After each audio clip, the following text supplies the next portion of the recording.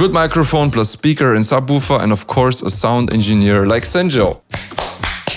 Great, that's actually one of my big points.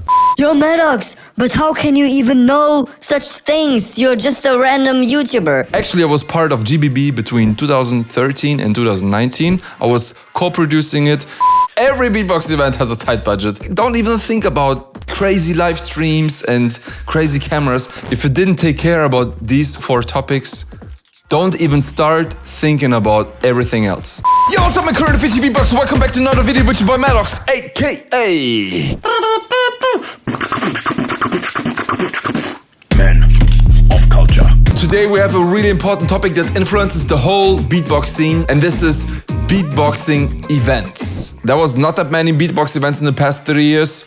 Of course, because of Corona, Moni, please leave this planet already. But finally, I feel events are coming back. German Champs is coming soon. American Champs just happened. I went to Dutch Champs recently. We had GBB last year, and hopefully next year the European Champs will happen because they got cancelled this year. But every time before I go to an event, I'm asking myself, will this event be worth it? There's some points about events that I think are really important, and some points that are, I would say, nice to have, but sometimes actually even unnecessary to think about, especially on events where you have tight budgets. We are beatboxers, it's still underground, there's not so much money, so you have to use it correctly. But what are the most important things to have on a beatbox event to make it great? Hard question, and before I give you my opinion about it, I first check out what the community said about it. Let's read some comments! So I was asking on my community page on YouTube, what is the most important thing for you at events? Let me know in the comments. I will pick out a few tomorrow. It was yesterday that I was posting it. ZMD was commenting, the main priority should be towards the competitors and the audience. For the competitors, they should get paid flights, places to stay, and prize money. The artists should also get full rights to their music. I understand, for example, Swiss Beatbox runs the GBB, but the GBB wouldn't exist without these incredible artists, and they also can still get paid for the videos put online. Good point, actually. For the audience, make sure everyone knows they are in a safe zone and feel, maybe he meant comfortable. Let them enjoy the art of beatbox. I also do believe that the organizers of events should listen to the audience and competitors on how they can make these events better for everyone. Amazing comment. We will discuss this later. Let's pick out some shorter ones. Competitors should not have to lose money to perform in big events. At least pay for the flight and accommodation. Winners should receive the prizes directly. Sound needs to be good, safe environment for everyone. We also need good mods in live streams. Alright, this is already getting really specific right here. Like Foxy, yo, Foxy, what's up? He's from Germany and he said, we need incredible sound, which needs good conditions for beatboxing without having too many problems with dry, probably means dry mouth. Good microphone plus speaker and subwoofer, and of course a sound engineer like Senjo. Great, that's actually one of my big points. You know what? Let me analyze that. So before I'm gonna start, if there anyone who will question, Yo, Madox, but how can you even know such things? You're just a random YouTuber. Actually, I was part of GBB between 2013 and 2019. I was co-producing it. That means that I was organizing the media team, I was shooting the videos. I also had influence on how the event would work, but this was of course not my main part. My main part was the videos, photos, etc. Next to that, I was also competing at events as an artist. For example, I was competing at the German beatbox battle, which I won the past 2 times. But I was also competing at events like the Shootout, that is now called Vokal Total, or the Great North Beatbox Battle in Canada. And for me, there's 4 major points that are really important. So every one of you who's about to organize an event, take notes right now. And because I'm a video producer, you might think, oh, he wants fancy cameras, fancy cranes, crazy backgrounds. none of that shit. So for me, it's sound system and room, a great sound engineer, and when I say great sound engineer, I mean a great sound engineer who knows how to mix beatboxing. Amazing artists and an amazing audience. That's it. Everything else, nice to have, as I said, but if there's a tight budget, and every beatbox event has a tight budget, don't even think about crazy live streams and crazy cameras. If you didn't take care about these 4 topics, don't even start thinking about everything else. So sound system and room. I think this info is pretty straightforward, but still a lot of organizations are doing it wrong. For example, GBB last time wasn't the most ideal room. Everyone who was there probably can agree with this. It was in a big hall, it wasn't a concert hall, it was more like an expo hall. I'm not actually sure what kind of events they usually do there, but this room definitely is not made for concerts. Everyone who's experienced with sound knows that it's not only about the sound system. You can have the greatest sound system on this planet. If the room sounds shitty, the sound system also will sound shitty. So please, to all event organizers, if there's a chance to get a proper concert hall, and what I mean by this is, if you can find an amazing concert hall or club, especially where they usually would play EDM, the sound system has to be able to reach really, really loud peaks. Because to mix beatboxing live, you don't use a lot of compression. That means you have really, really loud peaks, especially on like kicks and snares, but the overall level is not that loud. So you need to be able to use the sound system on like 25 to maximum 50% on volume, and the rest is just headroom for peaks. So you have the punch, you can keep the punch without compressing it too much. And by the way, I was actually talking to Sinjo, I think this was like 5 years ago. This chat happened before the Vocal Masters 2018, and there he told me that the ideal situation would be to use the sound system on 25% of the max volume to have the headroom for all the peaks and stuff. So like a regular club actually wouldn't be that great, because there you would play mastered audio. So the music that is played there by the DJs is already mixed, mastered. There's a lot of limiting on top of it. So the sound system doesn't need to be able to treat really, really high peaks, because the overall music is really, really compressed, and the room itself shouldn't be too big so the sound get lost, and also not too reverby. For example, in 2017 at GBB we had this problem. We had a big window on one side of the venue, and this caused a lot of reflection, which produces reverb. But Sinjo still made it sound really, really good, especially when you were standing really close to the speakers. Which leads me to topic number 2, amazing sound engineer. I see this often. Event organizers, they invite amazing judges, you know, fly them in from all over the world, then have plenty of artists, either for battle or for showcases, but then they just use a regular sound engineer. And when I say regular sound engineer, sometimes it's just the in-house sound engineer. Of course, the in-house sound engineer or the sound engineer from your city might be a good sound engineer for like rock music, pop music, but he probably never mixed beatboxing before, and this is a huge problem. Beatboxing needs a whole different treatment than, for example, rappers or singers. So please make sure to invite a great sound engineer. Every artist will thank you for this. I don't want to blame anyone right now, but at the past Dutch champs, the experience with the sound engineer wasn't that good. I felt really uncomfortable being on stage. I was also judging the event, and also the judging wasn't a really great experience, because the sound was... There was a lot of feedback going on, it didn't felt powerful. Even beatboxers where I know they have a lot of power didn't sound really powerful on the microphone. And I think this problem could have been solved by a great sound engineer who knows how to mix beatboxing. So guys, if you're making your budget, consider sound engineer first and then think about judges and stuff. Maybe not all of the judges have to be international, so you can save money on like flights or whatever, but at least you can invite a good sound engineer. The only one that I 100% know that can deliver a great sound is Sinjo, but I also heard the sound engineer of the French champs is an amazing one. And of course we have the sound engineer of Reapson, who's called Lyndon J, but I think Lyndon is now focused on his musical career, so he's probably not available for this. Topic number 3 is great artists.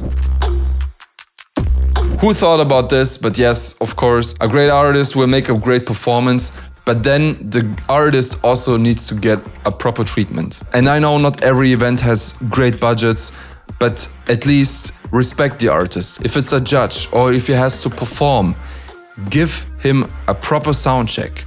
And when I say proper sound check, it's not 1 minute or 2 minutes. My sound check was 3 minutes for solo and for tag team, and I was one of the lucky ones. So 3 minutes for solos, 3 minutes for tag team, Yeah, some people are the 15 minutes, some people could beatbox more, and some, I heard some loopers are 30 seconds of sound check. Yeah. For example, if I am playing a show of 30 minutes, I expect to at least This is like the minimum. I expect to have at least 15 minutes of sound check. I would wish to have even more, because 15 minutes, that means everything runs smoothly, there's no problems. I go on stage, I grab the microphone, everything already is perfect. But then if there's some issues with cables, with microphone, with monitors, with the PA system, the sound engineer has some issues, all of these things can happen. So here I'm losing time to get comfortable with the stage, with the monitors, with the microphone, with the room, etc. And I'm telling you, every artist, if he gets comfortable with the stage,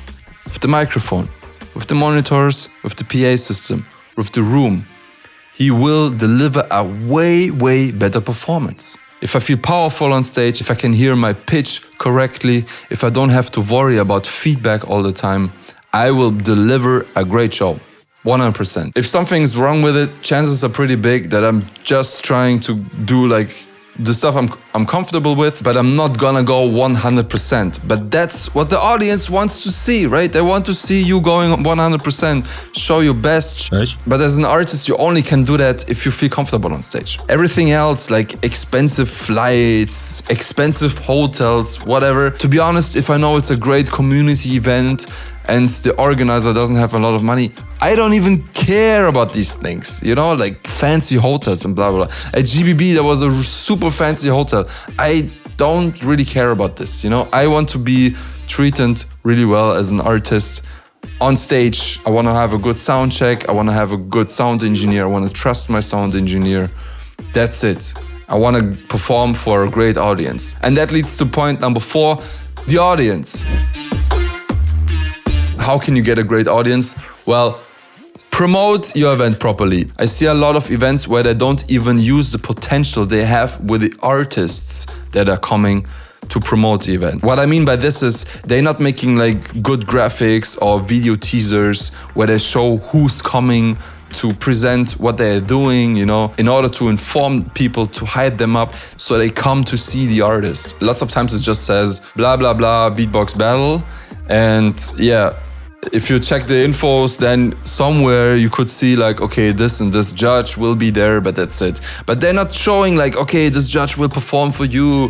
This is the music he's playing usually, you know, there's no hype building around. Sometimes they're not even using the social media platforms of the artists that are coming. Huge mistake. The more hardcore fans are coming to your event, the more hype you will create at the event, and then it's going to be just more enjoyable. And then of course for the audience, it needs to be good conditions. But good sound, a nice venue, and what I mean by nice venue is not seated or like 100 meters distance to the stage, but like you can stand, you can dance, the atmosphere with the light is pretty nice, sound system is great.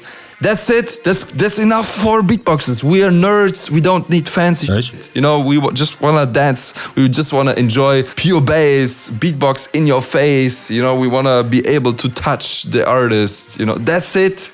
That's all we want to do. Yeah. So these are the 4 topics. It sounds really easy, but I see a lot of events that are not taking care properly of these 4 points. They're already starting like booking like camera cranes or having fancy live streams with 3 camera perspectives and like a host for the live stream, what's or not. But then like the basics, for me, these 4 points are the basics. Just like in beatboxing, you have the kick, you have the hi-hats, you need to be powerful, you need to have good timing. I said kicks, hi-hats, I forgot about the snare.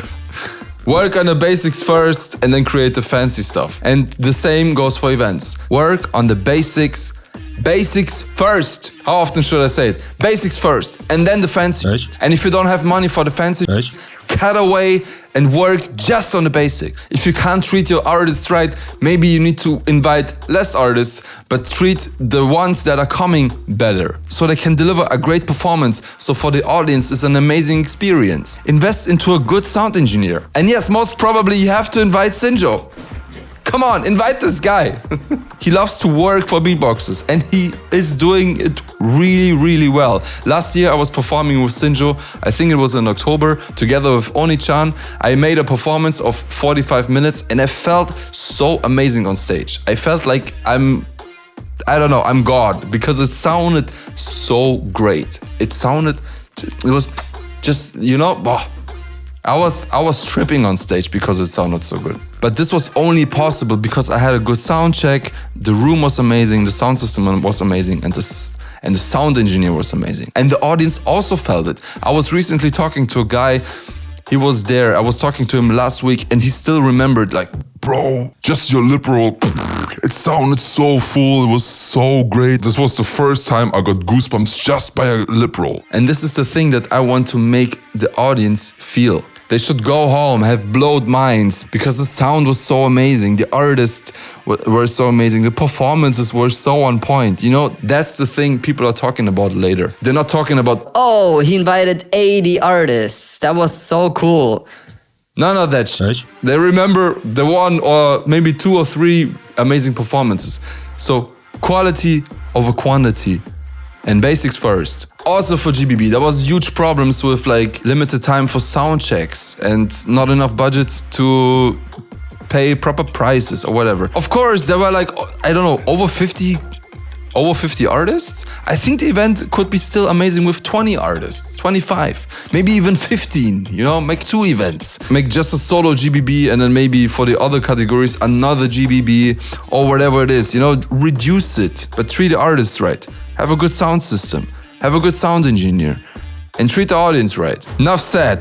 This is really emotional for me because I hate to go on events being disappointed. I'm an artist too. I practice a lot to deliver a good show. And when I go to an event, I'm not getting a proper sound check. The microphone is feedbacking. I don't hear myself in the monitors. The PA system sounds weak. I don't feel treated well. I lose motivation. I don't want to go to events anymore. And this shouldn't be the fact. It should be the opposite. So organizers, I beg, please take care of the 4 basics I just told you. There might be some points that you think that are also important. I'm sorry if I forgot these, but for me, and this might be really subjective, these 4 points are the most important and everything else comes second. Alright guys, that's it for this video. Quick and easy. If you enjoy my content, please like the video, subscribe to my channel and hit the notification bell. And if you're interested in the topic beatbox battles, I have a video here where I discuss what is originality and how it should be judged. Click it.